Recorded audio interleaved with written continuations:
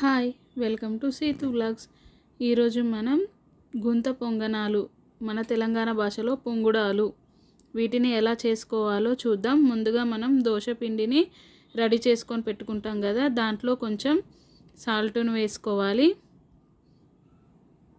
దీన్ని బాగా పిండిలో కలిసే విధంగా కలుపుకొని ఉంచుకోవాలి.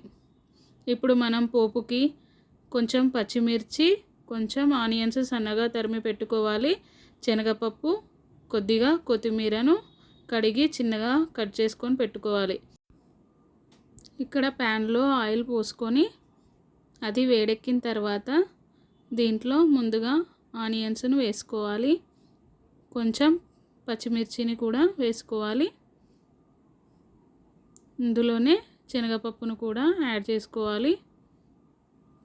మొత్తాన్ని ఒకసారి కలుపుకోవాలి. ఇవన్నీ బాగా ఆయిల్లో ఫ్రై అయ్యే వరకు ఉంచుకోవాలి. తర్వాత కొంచెం కొత్తిమీరని యాడ్ చేసి కలుపుకోవాలి.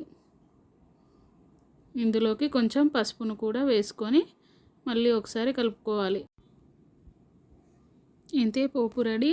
ఇప్పుడు ఈ పోపుని మనం కలుపుకున్న దోశ పిండిలో వేసుకోవాలి.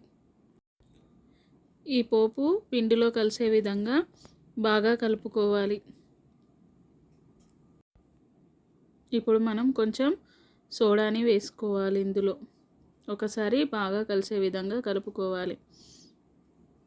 ఇప్పుడు స్టవ్ వెలిగించి దానిపై గుంత పొంగనాల ప్యాన్ని పెట్టుకొని ఇందులో కొంచెం ఆయిల్ని వేసుకోవాలి. ఈ ఆయిల్ని మొత్తం స్ప్రెడ్ చేసి అది వేడెక్కిన తర్వాత పిండిని దీంట్లో ఒక్కొక్క దాంట్లో పోసుకోవాలి. ఇలా అన్నింటిలో పోసుకున్న తర్వాత దీనిపై కాసేపు మూతను పెట్టి ఉంచుకోవాలి.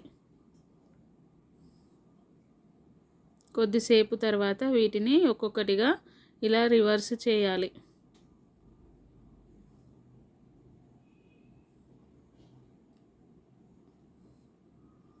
ఇలా అన్నీ రివర్స్ చేసిన తర్వాత వెనక వైపు కూడా కాల్చుకోవాలి. ఇంతే అండి, వేడి వేడి గుంత పొంగనాలు రెడీ. ఈ పొంగుడాలు చాలా ఫేమస్ అండి, చాలా బాగుంటాయి. నాకైతే దోశ కంటే ఈ పొంగుడాలు అంటేనే చాలా ఇష్టం.